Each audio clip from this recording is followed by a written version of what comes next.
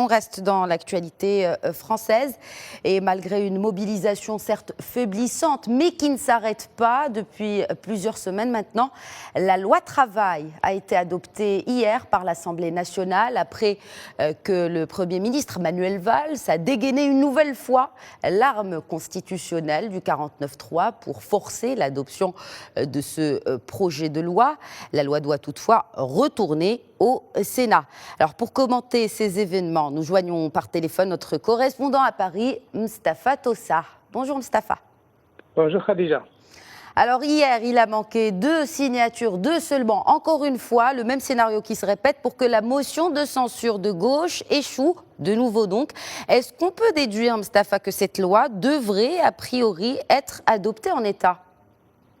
Oui, on peut le dire, elle va être adoptée puisqu'il n'y a aucun obstacle institutionnel à cette adoption. Le gouvernement de Manuel Valls a eu recours au 49.3. Alors quand on veut jeter un regard analytique sur la situation, on peut dire qu'on est en présence de 2 échecs. Le premier échec, c'est celui de Manuel Valls, qui n'a pas réussi à la faire adopter de manière normale avec un débat au Parlement. Il a eu recours à cette exception qui est le 49.3, la 2e fois en 2 mois. Et le second échec, c'est l'échec des frondeurs, le groupe parlementaire de frondeurs, qui une fois encore n'est pas parvenu à formuler cette motion de censure parce qu'il lui manquait de voix. Il a réussi à avoir encore une fois 56 voix au lieu de 58.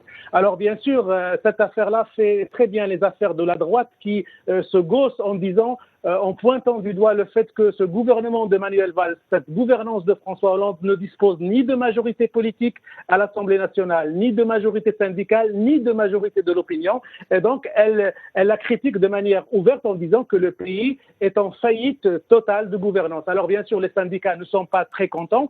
Il est vrai qu'on est à la veille des vacances et que le mouvement de contestation va s'alléger, mais les différents leaders syndicaux promettent une rentrée sociale et politique extrêmement chaude en septembre-octobre, tandis que les frondeurs donnent rendez-vous à François Hollande et à Manuel Valls lors des primaires qui vont avoir lieu en janvier prochain pour choisir le candidat socialiste à la prochaine présidentielle. Alors, est-ce que les frondeurs vont réussir lors des primaires ce qu'ils ont raté à l'Assemblée nationale? Tous les politologues fixent ce point-là et disent que le Parti socialiste aura beaucoup de mal à avoir un casting normal pour ces élections présidentielles et donc François Hollande et Manuel Valls auront à affronter une grande opposition de la part de ces partis socialistes, de ces frondeurs des partis socialistes pour leur rendre en quelque sorte la monnaie de leur pièce.